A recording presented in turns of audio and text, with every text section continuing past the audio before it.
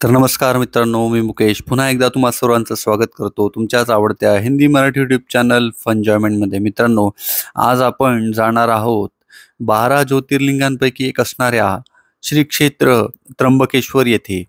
सगळ्यात पहिले त्र्यंबकेश्वरला पोहोचायचं कसं त्याबद्दल तुम्हाला माहिती सांगतो. त्र्यंबकेश्वरला येण्यासाठी जर सगळ्यात जवळचं रेल्वे स्टेशन जे असेल ते म्हणजे नाशिकचं railway station, Nashik road railway station. नाशिक रोडच्या रेल्वे स्टेशनपासून तुम्ही ऑटो किंवा सिटी बसने CBS बस स्टँडला किंवा ठक्कर बाजार बस स्टँडला येऊ शकतात आणि तिथून तुम्हाला त्र्यंबकेश्वरला जाण्यासाठी अनेक बसेस उपलब्ध आहेत. त्र्यंबकेश्वर हे ठिकाण CBS बस स्टँड नाशिकच्या बस स्टँडपासून हार्डली 25 ते 30 किलोमीटर इतक्या अंतरावर असून त्या ठिकाणी जाण्यासाठी केवळ अर्धा ते पाऊण तास तुम्हाला लागतो. तर आपण आता त्र्यंबकेश्वर बसस्थानकात येऊन पोचलेलो आहोत. त्र्यंबकेश्वर बसस्थानकातून बाहेर पडल्यानंतर आम्ही मंदिराकडे जाण्यासाठी वाटचाल सुरू केली आणि हळूहळू पुढे जात गेलो. वार होता रविवार आणि रविवार असल्याकारणाने अपेक्षेप्रमाणे गर्दीही असणारच याची कल्पना देखील होती. आणि जसं जसं मंदिराच्या दिशेने पुढे गेलो तशी तशी आम्हाला दर्शनासाठी आलेल्या भाविकांची भली मोठी रांग दिसण्यास सुरुवात झाली. या ठिकाणी दर्शनासाठी 2 प्रकारच्या रांगा होत्या. त्यापैकी पहिली म्हणजे जिथे भाविक पहाटेपासून दर्शनासाठी उभे राहतात ती नेहमीची रांग, आणि दुसरी म्हणजे ज्यांच्याकडे वेळेचा अभाव आहे आणि जे रांगेत जास्त वेळ थांबू शकत नाही त्यांच्यासाठी 200 रुपये देऊन पास काढलेल्यांची दुसरी रांग होती. या रांगेने पहिल्या रांगेच्या तुलनेत जरा लवकर दर्शन होते, पण तरी देखील या ठिकाणी सुद्धा भाविकांची भली मोठी गर्दी बघायला मिळाली. वार कोणताही असो, तीर्थक्षेत्र मोठं असल्याकारणाने भाविकांची वर्दळही असणारच. जरी गर्दी खूप होती तरी देखील फारसा थकवा जाणवत नव्हता, कारण आजूबाजूला आणि रांगेत असलेले लोक सारखे हर हर महादेवची गर्जना करत हळूहळू पुढे सरकत होते आणि अशा भक्तिमय वातावरणात वेळ कसा निघून गेला काही कळालेच नाही.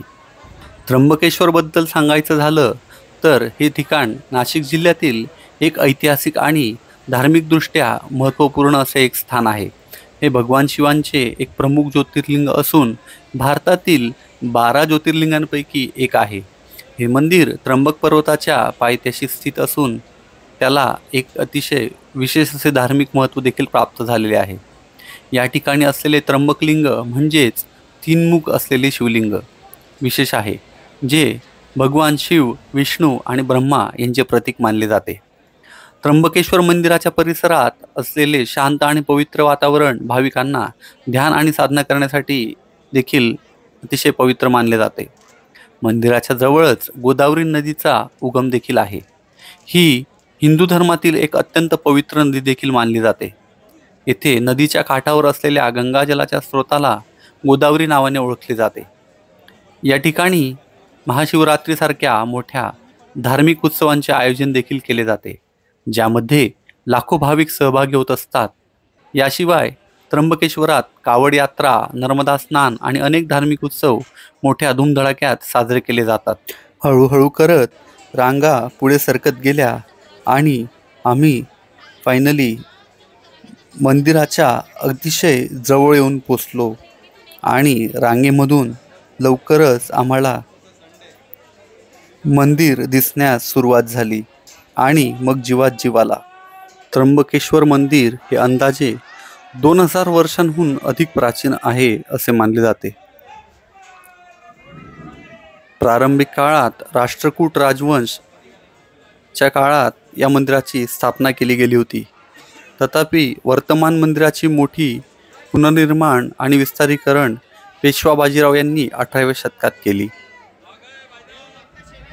अतिशय सुंदर अशी वास्तुकला व शिल्प आपल्याला या मंदिरावरती कोरलेले बघायला मिळते.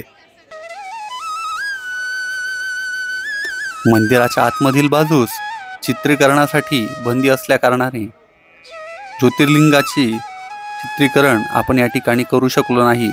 तरी मी तुम्हाला या ठिकाणी जवळच फोटोमध्ये ज्योतिर्लिंगाचे दर्शन दाखवणार आहे.